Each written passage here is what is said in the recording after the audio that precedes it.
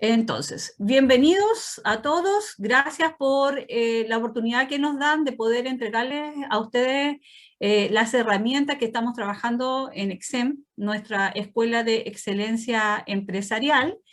Y hace frío esta noche, por lo menos en Chile, así que vamos a darle ánimo a este webinar para que todos estemos entusiasmados y entremos en calorcito con los conocimientos que nos va a entregar hoy día Nelson. Como ya hemos tenido la oportunidad, ojalá algunos de ustedes ya hayan participado en otros webinars que nosotros estamos dando a contar de este año a raíz de la pandemia. Hemos comenzado a trabajar en esta nueva metodología para también poder entregarles a nuestra comunidad, a nuestros clientes, a la gente que nos está siguiendo, las herramientas que nosotros estamos trabajando y junto con ellos también entregarle la oportunidad de que ustedes tengan un acceso gratuito para conocer las distintas herramientas que se están dando en temáticas de mejora continua. Entonces, en esta noche vamos a conversar acerca de la norma ISO 31000 que tiene relación con la gestión de riesgos contractuales. Antes de comenzar y darle la bienvenida a Nelson, les vamos a contar que nosotros como Escuela de Excelencia Empresarial ya para América Latina, ¿y por qué lo digo de esta manera? Porque estamos trabajando con consultores internacionales desde Canadá, Colombia y otros, y queremos expandirnos ya fuera de la frontera de Chile, para ser un referente en cursos y metodologías de cursos de excelencia empresarial.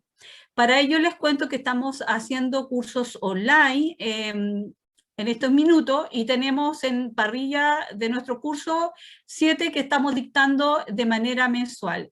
Los voy a nombrar para que ustedes también tengan en conocimiento lo que estamos trabajando y en qué temática nos estamos desarrollando. Estamos desarrollando el curso Análisis Causa Raíz con metodología 8D, sirve para analizar de manera efectiva una resolución de problemas de nivel de mediana y alta complejidad. También tenemos en curso la herramienta 5S en metodología práctica. Esto quiere decir que las personas pueden incorporar a nuestro portafolio de cursos y de manera online desarrollan un trabajo con su compañía o en su área de trabajo. Herramientas TPM, y aquí estamos trabajando con un consultor colombiano con vasta experiencia, capacitado en el IMC, directamente con los profesores japoneses, que también es una temática que está funcionando bastante bien dentro de las grandes compañías en este momento en Chile.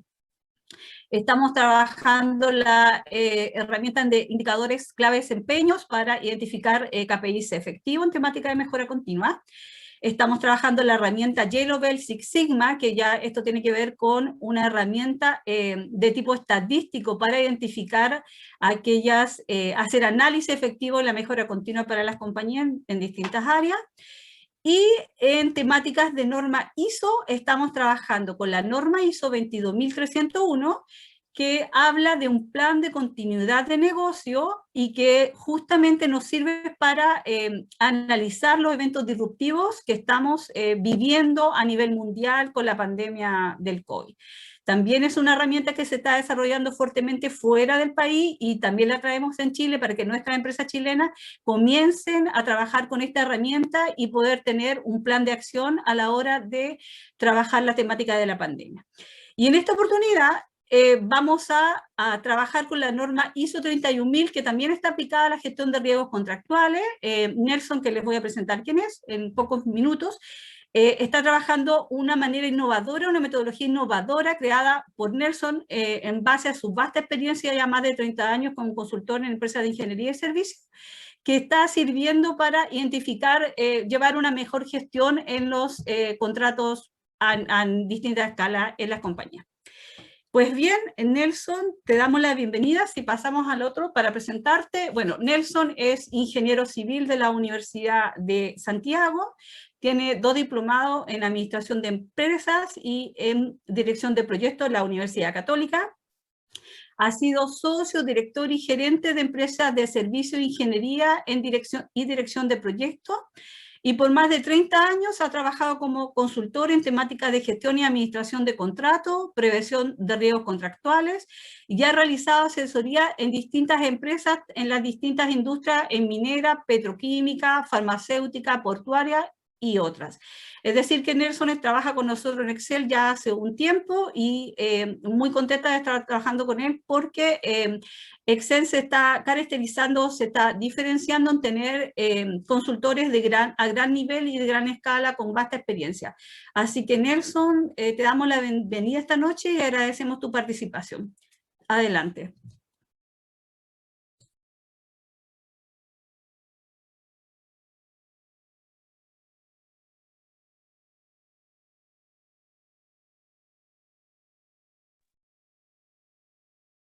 Nelson, ¿me escuchas? Sí, te escucho. Ya, adelante. Podemos comenzar. Primero quiero saludar a todos los asistentes, a los colegas y personas de diversas organizaciones que se han interesado en participar en esta charla. Agradecer a Exem que me ha permitido presentar en esta charla como parte de su ciclo destinada a la gestión, al mejoramiento de la gestión empresarial. El tema que vamos a tratar es sobre la norma ISO 31000 versión 2018, y su aplicación práctica a los contratos civiles, es decir, los contratos entre organizaciones. Veremos, en primer lugar, antecedentes de la gestión de riesgo para entrar en contexto, después hablaremos sobre las normas de riesgo ISO, 31000 y su familia, y la parte más extensa va a ser de gestión de riesgo para los contratos.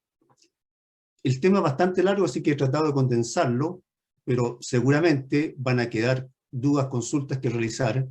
Así que una vez terminada esta presentación, habrá espacio para poder realizar las consultas que sean necesarias.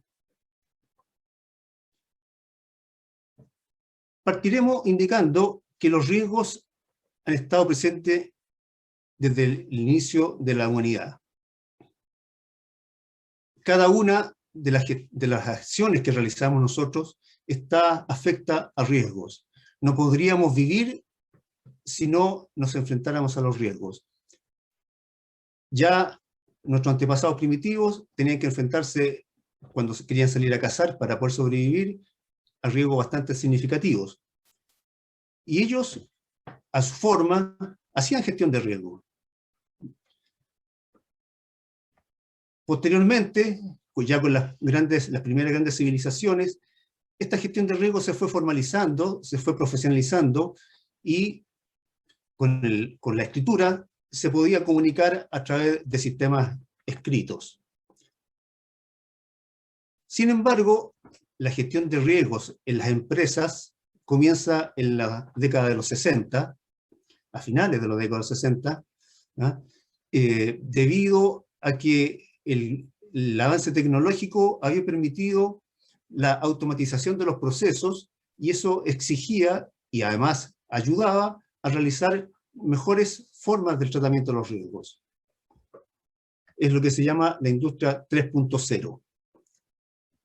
Sin embargo, llegamos al año 69 y el principio del año 70, todavía no habían sistemas formales de gestión de riesgos. Y así todo, llegamos a la Luna. Hubieron varias misiones que pudieron efectivamente llegar a la Luna y venir de vuelta. Incluso hubo una misión que falló, que fue la del Apolo 13, y que, dado que se generó un incendio en un tanque de oxígeno, no pudo llegar hasta la Luna y hubo que hacer algo para que esa misión pudiera retornar. Y aquí, si no lo creen, podrán ver algún antecedente, la NASA tuvo que improvisar para poder mandar o traer de vuelta esta nave. Es decir, no se había considerado la posibilidad de este riesgo. Ahora, afortunadamente ellos llegaron, pero tenemos muchos casos en la humanidad de accidentes sumamente importantes que se podrían haber evitado si se hubieran anticipado los riesgos y se hubieran analizado y trabajados.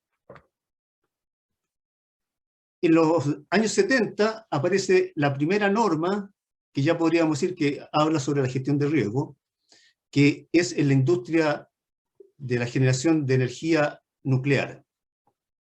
Y menos mal que fue ella la primera, porque indudablemente que es una de las industrias que genera más riesgos, o por lo menos riesgos más significativos, más catastróficos para la humanidad. ¿Mm?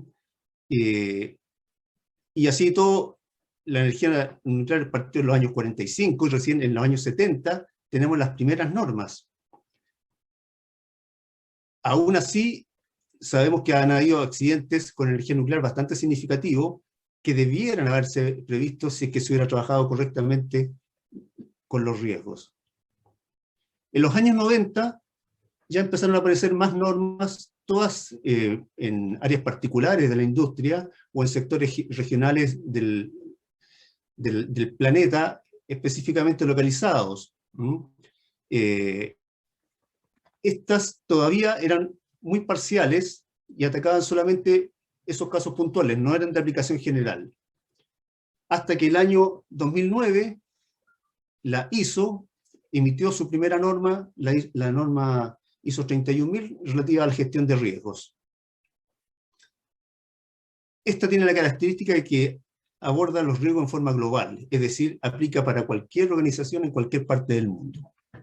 El año 2018 se emitió una actualización de esta norma, que es la que está hoy día vigente, y que permite alinearla con otras normas de la ISO como la 9001 y la 14001.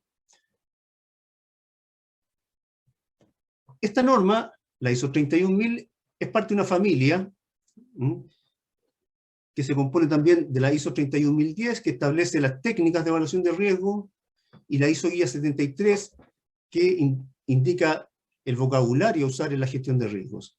Estas tres normas trabajan en forma conjunta, y de hecho la ISO 31000, la de los principios y orientaciones, es bastante diminuta porque todas aquellas cosas prácticas están contenidas en estos otros dos documentos. ¿Cuáles son los conceptos en que está basada esta norma? ¿Qué es lo que quiere transmitir? En primer lugar, que la norma es una herramienta, no es un fin. Es decir, hay que tomarla para poder realmente apoyar la gestión de la organización, ¿no? Y no poner a la organización en función de la norma.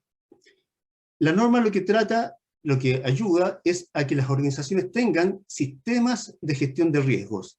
Es decir, que el riesgo sea tratado en forma sistemática y no en forma intuitiva como se hacía hasta antes. Y eso significa una serie de cosas. Y es que, entre otras cosas, tiene que haber una organización, una dirección que sea la realmente responsable de las acciones. Tiene que, además, tener siempre un tema asociado a los registros. Y tiene que estar considerada como un ciclo en el cual va a partirse con una actividad, se va a desarrollar, se va a analizar, se va a revisar y se va a evaluar para posteriormente mejorarla. La norma establece principios, no requisitos, y está destinada a que la organización reduzca los objetivos, o sea, reduzca los obstáculos que le impiden el logro de sus objetivos. Dado que son solamente principios y recomendaciones, no es certificable, y eso es una pequeña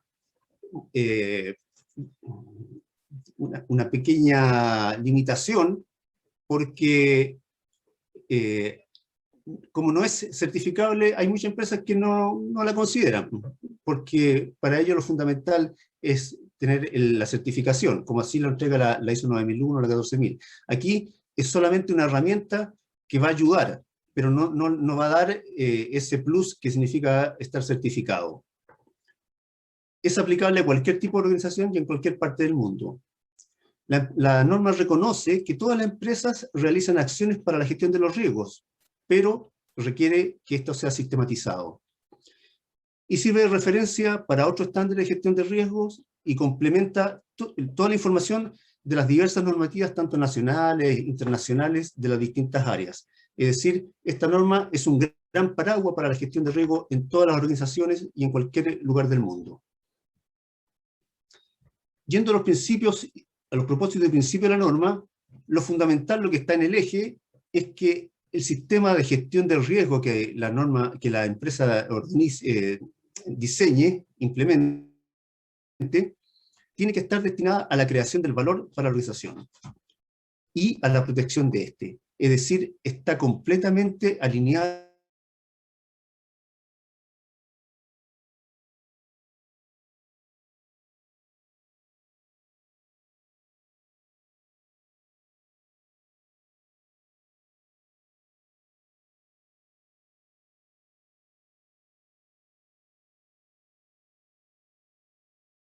la organización, tienen que realizar actividades de gestión de riesgo.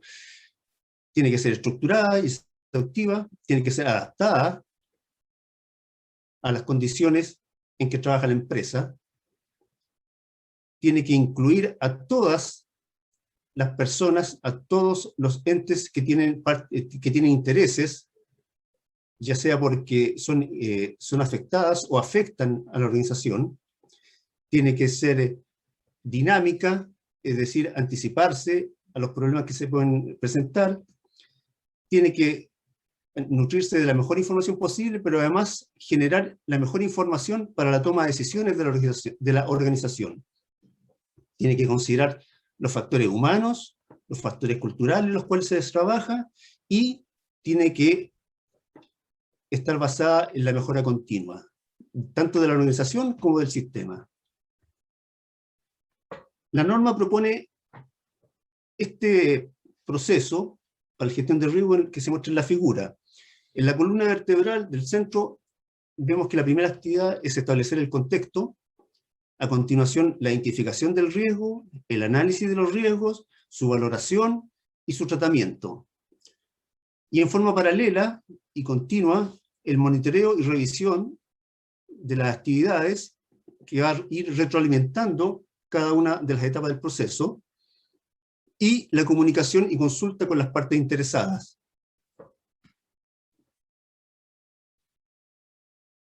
Estándares que están relacionados con esta norma son la ISO 21500, que es guía para la gestión de los proyectos, la 22301, que recién comentaba Leonor, que para la gestión de continuidad de los negocios, sobre todo como ahora estamos en el caso de la pandemia, y la 27001 para seguridad de la información.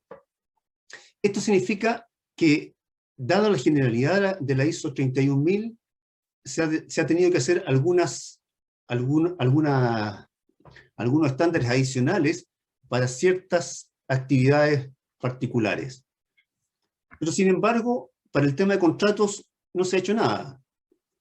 Quizás es demasiado particular, sin embargo, para muchas organizaciones el tema de contrato es muy relevante porque es la forma en que pueden llevar a cabo sus proyectos, ¿ah? Es la forma en que le pueden agregar valor a su negocio. Aquí hacemos una comparación de las particularidades que existe entre la gestión de las operaciones de una empresa y la gestión de los contratos. En las operaciones tenemos plazos indefinidos. La organización tiene una operación de tiempo ilimitado, ¿eh? En cambio, los contratos se definen con un horizonte de corto a mediano plazo. 1, 2, 3 años, ya 5 años es un contrato de largo plazo. Las operaciones tienen características que son permanentes, sin embargo, los contratos van variando sus características a través de su desarrollo, sobre todo los contratos de construcción, ¿eh? Van teniendo diversas necesidades a lo largo de la vida del contrato. En un sistema de gestión que para la operación afecta a toda la organización. En cambio, un sistema de gestión de riesgo de contrato solamente afecta o participa el equipo de contrato y su relación con los mandos superiores hasta la dirección de la empresa. Además de eso, cada contrato tiene sus propias particularidades, por lo tanto tiene que ser también tratado en forma distinta. ¿A qué nos lleva todo esto? Bueno, primero vamos a indicar que los riesgos tienen dos características fundamentales. Uno, que tienen causas, y otro, que tienen impactos.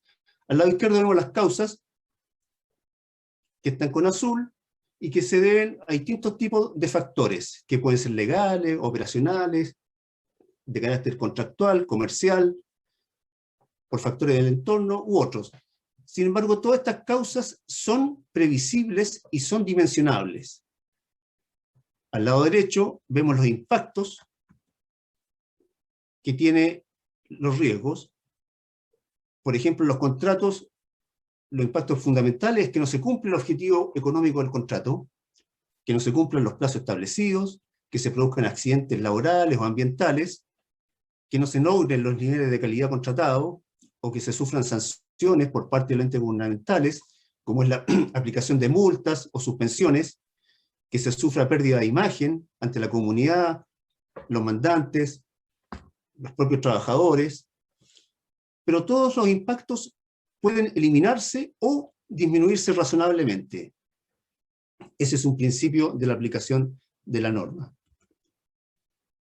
Por tanto, para los contratos hemos adaptado el proceso de gestión de riesgos y hemos incorporado como actividad principal, número 1, la planificación de los riesgos de los contratos. Y eso se emite a través de un documento que es el plan de gestión de riesgos. Después veremos detalladamente qué es lo que tiene un plan de gestión de riesgos. Una vez que tenemos este plan de gestión, hacemos la ejecución de este plan en la actividad siguiente, que es la identificación, el análisis y calificación de los riesgos, la valoración, la planificación de las respuestas, la evaluación del riesgo residual, la ejecución del plan de respuestas y el monitoreo y control. Y en forma permanente estamos haciendo la comunicación y consulta con las partes interesadas. De las actividades de la etapa de ejecución, tenemos una matriz de identificación y valoración de control de riesgo que vamos a ir utilizando a través de todo el proceso en las distintas fases. Es decir, a partir de una matriz vamos a completar todo el proceso de gestión de riesgos. Aquí les muestro un modelo de plan de gestión de riesgos en el cual, bueno, tenemos una portada, tenemos un índice. En la introducción, ¿qué es lo que colocamos? Colocamos las características principales del contrato. Colocamos cuál es la justificación de este, porque es importante, si vamos a gestionar los riesgos, saber cuál es la justificación del contrato. Indicamos las características del contorno externo y el contorno interno, del contexto interno. En el contexto externo colocamos la situación política, situación social que puede afectar el contrato, la competencia con otras empresas, la disponibilidad de mano de obra, todo aquello que pudiera ser relevante al momento de establecer los riesgos.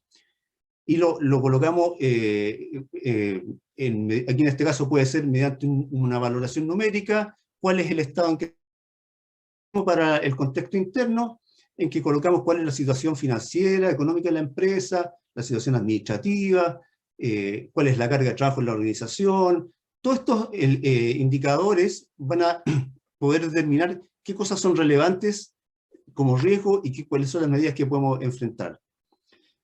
Indicamos después los objetivos, el objetivo general y los objetivos específicos de este plan, de modo que nadie se vaya a confundir de qué es lo que se espera de este plan. Lo mismo para el alcance, es decir, qué es lo que va a hacer y qué es lo que no va a hacer el plan. Y después detallamos las actividades del proceso, que son las mismas que están indicadas en la lámina anterior. Y en el punto 5 establecemos la metodología con la cual vamos a hacer la gestión de los riesgos del contrato particular que estemos trabajando. Este es el corazón del plan de gestión. Colocamos cómo vamos a realizar la identificación de los riesgos, es decir, qué metodología vamos a usar. Y en este caso, por ejemplo, está la lista de verificación, la lluvia de ideas. Todas estas son las técnicas y que están detalladas en la ISO 31010. Son bastantes técnicas y hay que conocerlas para ver cuáles son las más apropiadas para cada caso. Porque según el contrato, según sus características, hay técnicas más apropiadas unas que otras. También vamos a identificar cuáles son las áreas de la organización, del equipo del contrato, que van a trabajar en la gestión de los riesgos. Esto es súper importante porque cada riesgo tiene que tener un dueño. El dueño tiene que ser el encargado de identificarlo, de valorarlo, de establecer las medidas de control y posteriormente de asegurar que se cumplan la respuesta que se han diseñado y hacer Y aquí es la gran herramienta que va a tener la dirección de la empresa, porque va a permitir asegurar que su organización está realmente gestionando los riesgos, porque lo va a poder controlar. Va a poder ver cuáles son las obligaciones que tiene cada una de las personas del equipo y va a poder exigir que se rindan cuentas si es que hay dificultades, si es que hay problemas. Ahora, por supuesto, esto tiene que tener un efecto positivo para el logro del objetivo de la empresa. No es punitivo para los trabajadores. En la etapa de análisis de riesgo establecemos también cuáles son las herramientas que vamos a usar para realizar el análisis y vamos a establecer la forma en que se van a medir. Hay análisis que son cualitativos, es decir, que están basados en conceptos. Mucho, poco, bueno, malo, alto, bajo. Y el otro mecanismo es con un análisis cuantitativo, en el cual los resultados se establecen en números, las probabilidades se establecen con números y las consecuencias se establecen también con montos de dinero. Aquí mostramos una escala cualitativa de impacto. Bueno, ahí hay una escala cualitativa de probabilidades. Al hacer el plan se debe establecer cuál va a ser la escala que se van a utilizar, de modo que los que ejecuten después las medidas sepan cuál va a ser la escala en que se van a medir. Después se realiza la valoración de los riesgos. Lo que se hace, si los valores son numéricos, se multiplica la probabilidad por la consecuencia, es decir, el porcentaje por el monto, y se establece cuál es el valor del riesgo. Si es una matriz en que se cruzan la probabilidad con las consecuencias, y se tiene valores como moderado, alto, extremo, y en base a eso se califica cuáles son los riesgos que la empresa no tolera y va a tener que trabajar. Habrán otros riesgos que pueden ser moderados o bajos, y que definitivamente la organización puede decir que no las va a trabajar ahora, y eso tiene que quedar establecido en este plan de gestión para saber cuáles son los criterios con los que se trabajarán los riesgos. Y en base a eso después se realiza la planificación de las respuestas. Para aquellos riesgos que sean intolerables, se establecen cuáles son las respuestas a realizar para poder disminuir esos riesgos, ya sea tanto en su probabilidad como en su consecuencia. Hasta aquí estamos planificando solamente. Hacemos la evaluación de los riesgos residuales que nos quedan con las respuestas que hemos diseñado, y si el resultado es favorable, se hace la ejecución de las respuestas. Si no es favorable, es decir, si todavía el riesgo residual es alto, se vuelve a tratar de modo de establecer una medida que sea más eficaz o más eficiente. Después de realizar la respuesta, estamos en el tema del monitoreo y revisión de los riesgos, que aquí se establece cuál va a ser la fecha o la frecuencia con que se van a hacer los monitoreos, quiénes van a ser los responsables, de modo que hasta el final del contrato esto esté bajo control. Establecemos también quiénes son las partes interesadas, con nombre y apellido, es decir, si son empresas del Estado, si son autoridades gubernamentales, si son entes fiscalizadores, si son proveedores, contratistas, sindicatos. Todo aquí tiene que quedar establecido para saber a quiénes después vamos a estar consultando o comunicando las actividades. Diseñamos también o definimos el equipo de trabajo con nombre y apellido, quiénes son las personas que van a trabajar. Bueno, también puede ser por cargo si es que eso queda suficientemente definido. Y el programa de trabajo y los hitos del trabajo de la gestión de los riesgos. Los roles y responsabilidades que tendrán las personas del equipo de trabajo,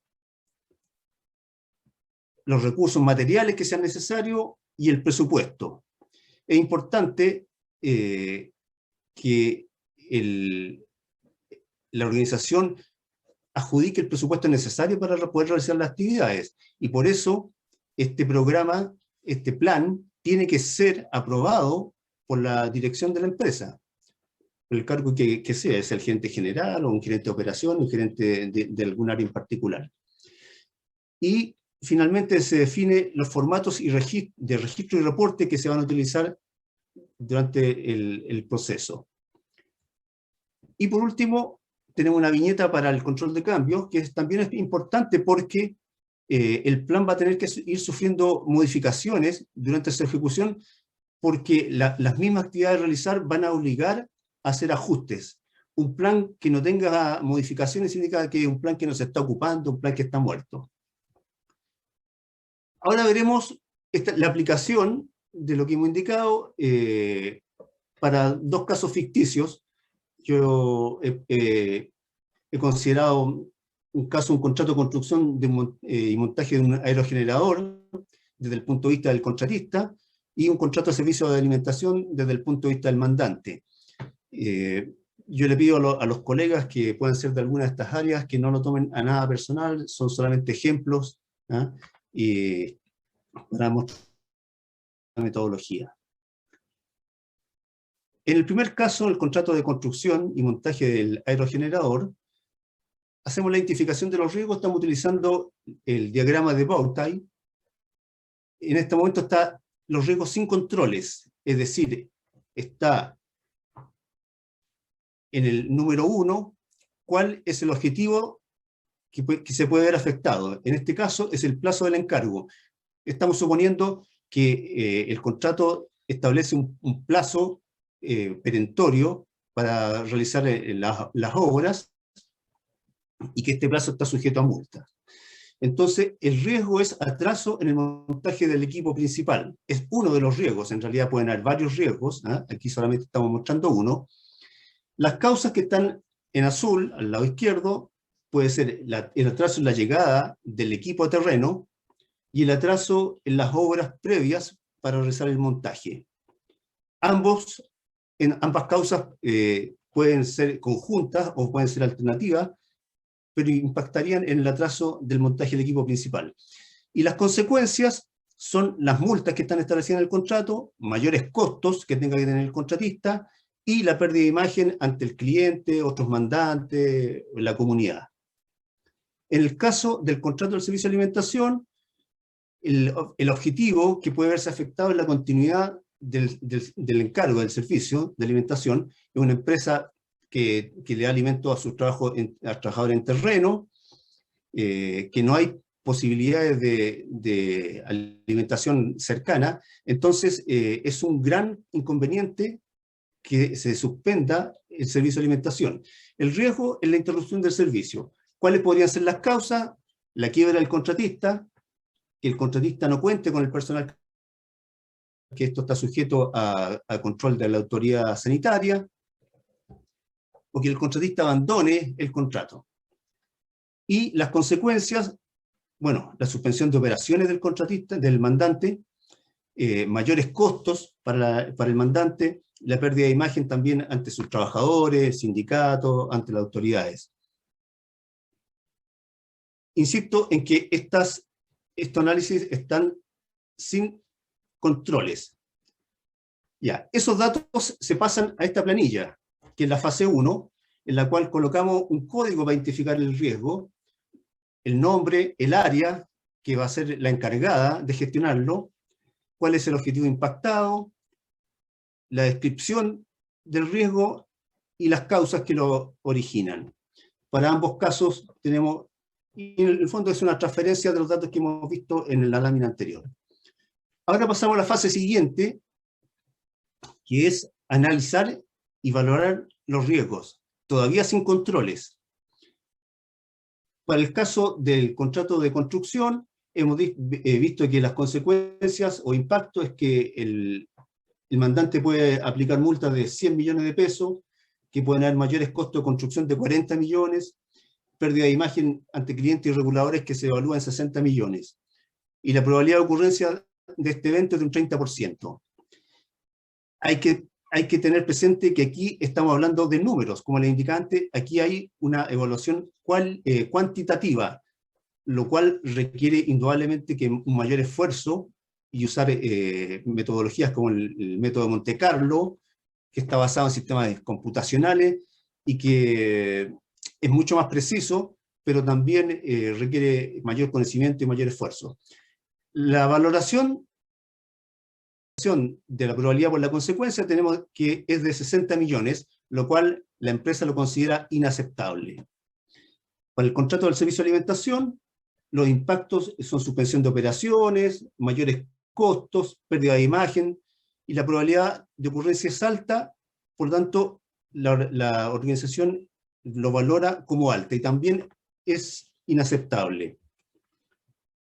Ahora, en esta lámina, hemos colocado los controles existentes. ¿Qué quiere decir que son los controles existentes? Son controles que ya estaban al momento de hacer el análisis, pero que no los consideramos anteriormente para poder valorar el riesgo en forma pura y poder analizar la calidad de los controles. Por ejemplo, en el caso del contrato de construcción, tenemos que hay una actividad de seguimiento y control, de modo de poder anticiparse a cualquier atraso que se presente y tomar las medidas oportunamente. Tenemos un subcontrato de transporte porque consideramos que hay un contratista de transporte que puede hacer la pega mejor y en forma más segura, con menos riesgo de atraso. Sin embargo, aquí, en lo que está en amarillo, tenemos un factor de escalada, o lo que se llama una posible falla en el control, que es, por ejemplo, que los transportistas, los conductores, se tiren a huelga. Bueno, ahí establecemos también una barrera de control, que es la que está en el recuadro rojo, que es un plan de incentivos de modo de asegurar que los conductores tengan los incentivos suficientes para no irse a la huelga. También tenemos una medida de control en el caso del atraso de las obras previas, que es de seguimiento y control para tener respuestas lo más pronta posible. Todas estas medidas de control que están al lado izquierdo, entre las causas y el evento, preventivas. En cambio, a la derecha tenemos medidas paliativas o factores de recuperación, porque el evento ya habría ocurrido y lo que queremos hacer es disminuir las consecuencias. Por ejemplo, en el caso de las multas, hemos establecido como barrera la aplicación de la cláusula de fuerza mayor, o contratar una asesoría legal externa, o tener una asesoría interna. En el caso del servicio de alimentación, tenemos también medidas análogas. Las medidas estas pueden ser buenas, regulares o malas, va a depender de cada caso, pero son más que nada para ejemplificar.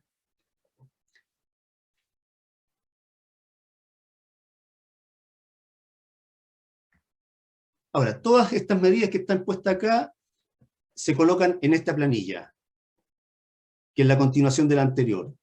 Entonces, al riesgo que está identificado con su código, le colocamos cuáles son los controles existentes, cuáles son las características o tipos de los controles, cuáles son la eficacia que puede tener este control para poder valorizar después el impacto que tiene en la disminución del riesgo, si actúa en forma sola o conjunta, y si tiene factores de escalada como los que ya vimos.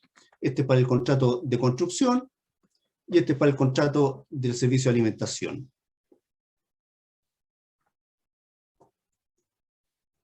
Con la aplicación de esos controles pasamos a la fase 2C, que es ahora la valoración de los riesgos con controles.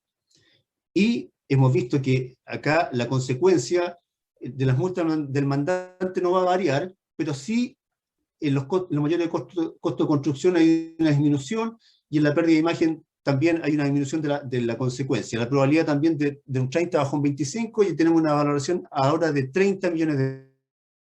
Sin embargo, para en este caso el contratista, esto sigue siendo inaceptable. Y en el servicio de alimentación, las consecuencias han bajado un poco, los controles han bajado un poco las consecuencias, tenemos que la probabilidad también disminuyó, y la evaluación ahora es media, pero igual sigue siendo inaceptable. Y aquí colocamos nuestras respuestas. Esto requiere de un análisis bastante detenido para ver cuáles son las respuestas más efectivas que puedan disminuir los riesgos tanto en su probabilidad como en su consecuencia. Y lo que está con morado, le hemos agregado, en el caso del contrato de construcción, multas al subcontratista de obras civiles para disminuir la probabilidad de ocurrencia del atraso. Hemos agregado asesorías legales y seguros para también disminuir el eventual impacto de un atraso. Hemos agregado un plan comunicacional para el caso de que se produzca el evento, poder tener un rápido manejo comunicacional ante la comunidad. En el caso del contrato del servicio de alimentación, hemos agregado controles, como poner exigencias adicionales en las bases técnicas, colocar multa al contratista, y agregar un plan de contingencia en el caso de suspensión de operaciones. Esto se vacía en esta planilla y se ponen las acciones que están indicadas anteriormente, quién es el ejecutante, cómo lo realizará, cuáles son las fechas o oportunidades en que lo realizará, los recursos que sean necesarios y el costo, una estimación del costo. Es importante el tema del costo porque las medidas, las barreras que estamos diseñando, no pueden ser mayores que el costo de la eventual pérdida. Tiene que haber una proporcionalidad en ello. Este para el contrato de construcción, este para el contrato del servicio de alimentación.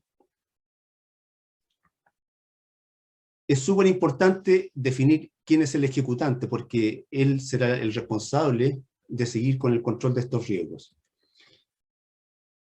Ahora pasamos a la fase de evaluación de los riesgos residuales, en los cuales evaluamos nuevamente el riesgo con las medidas que hemos diseñado.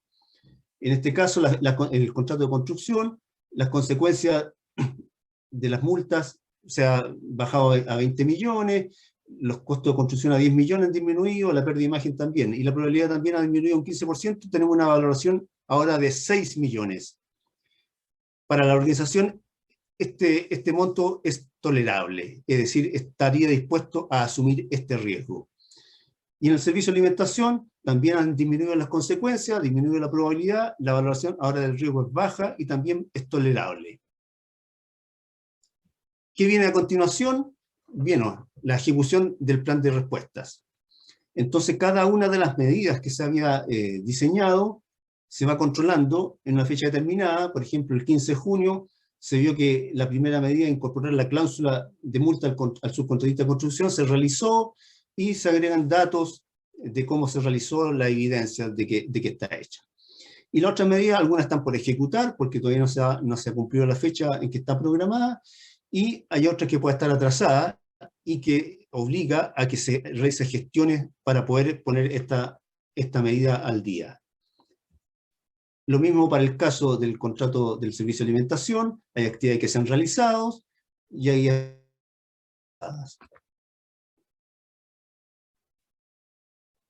Posteriormente, según lo que haya definido el plan de gestión, se realiza el monitoreo de las actividades. Y en este caso, con una frecuencia mensual, se está evaluando cada uno de los riesgos y se está viendo la probabilidad. En el caso del contrato de construcción, de un 15% volvió a bajar a un 12%, así que se mantiene dentro de rangos tolerables. Veremos lo que pasa en el próximo mes. En el caso del contrato de alimentación, la probabilidad estaba baja, sin embargo, en el mes de agosto subió a una probabilidad media, se disparó un poco, la valoración ahora es media y pasa a ser inaceptable, y por lo tanto hay que volver a establecer medidas de control para este riesgo. En esta lámina se muestra que la oportunidad es distinta para los mandantes que para los contratistas. El mandante parte con el proceso al detectar la necesidad y tomar la decisión de realizar un contrato. Por lo tanto, una vez que se toma la decisión, lo oportuno es que parta también estableciendo un plan de gestión de riesgo de ese contrato y todas las actividades que sean necesarias. El contratista recibe las bases de licitación una vez que el mandante la ha emitido, y ahí tiene la oportunidad de poder recién analizar y establecer también su propio plan de gestión. Lo importante es que tanto el mandante como el contratista, al momento de firmar el contrato, ya hayan considerado todas sus medidas, ¿ah? Y la hayan valorizado. una vez que el contrato está firmado, el margen que hay, el juego de piernas que se tiene para poder hacer modificaciones es bastante menor y todo lo que se haga va a... No obstante, si no se ha hecho nada, siempre es bueno en algún momento partir con un plan de gestión. ¿Cuáles son los beneficios para la organización? Bueno, el hecho de tener algo sistemático va a permitir que la organización tenga un estándar de la forma de tratamiento de los riesgos, que genere información, documentación, que le va a permitir haciendo mejoras y poder ir utilizándolo en futuros procesos. Que no sea solamente por la iniciativa que tenga una persona en particular, que puede ser distinta a otra, y que los documentos pues se vayan perdiendo. Todo esto va a permitir aumentar el grado de seguridad de la organización en alcanzar sus objetivos planteados, ya sea por la gestión oportuna de los riesgos, porque se toman mejores decisiones, y porque se detectan y capturan oportunidades. Es importante tener presente que los riesgos pueden ser positivos y negativos. Hasta el momento todos lo hemos visto como riesgos negativos, pero también hay riesgos positivos que se llaman las oportunidades y que mediante un buen plan de gestión también se pueden detectar y aprovechar. Y todo lo anterior va a permitir lograr trabajar en forma planificada, disminuyendo los estreses, el estrés que tienen las organizaciones y que genera ambientes de trabajo a veces bastante más complicados. Agradezco su atención y pasamos ahora a Leonor Belén. Sí. Nelson, muchas gracias, muy buena la exposición, bastante clara. Entonces, ahora, antes de finalizar, queremos pedirle dos cosas. Una, estamos en la sesión de preguntas y respuestas. Nelson, ¿puedes pasar a la otra lámina, por favor?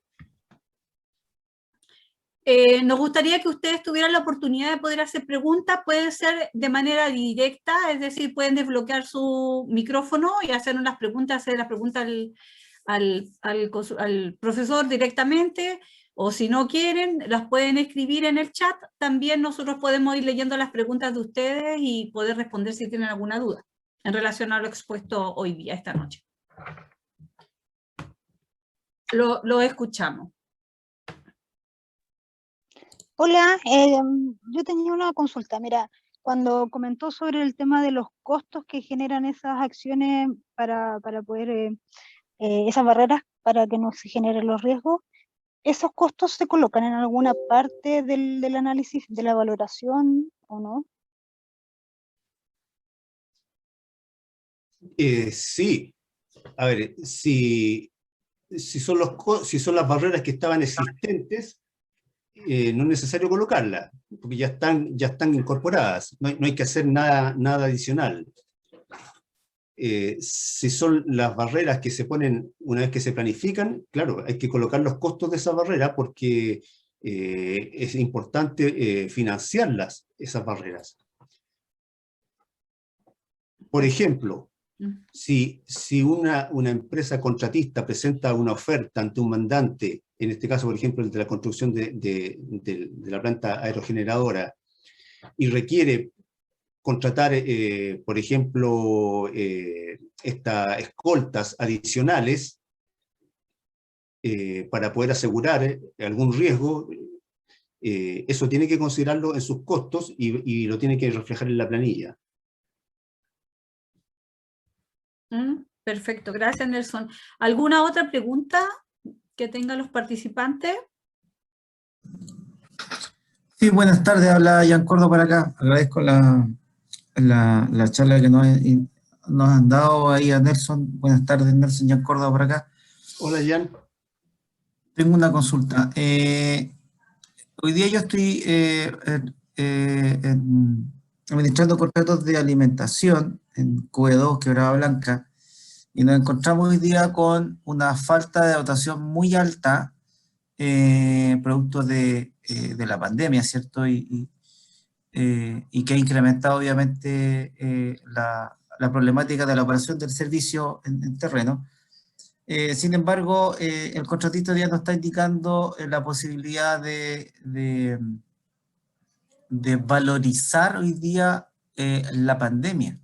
Entonces, consulto, ¿cómo se está analizando o se está incluyendo hoy día dentro de los contratos futuras pandemias? A ver, la pregunta es bastante específica y es materia de, como de una consultoría. Pero mira, la pandemia hasta el momento del principio de marzo del año pasado era algo absolutamente impredecible.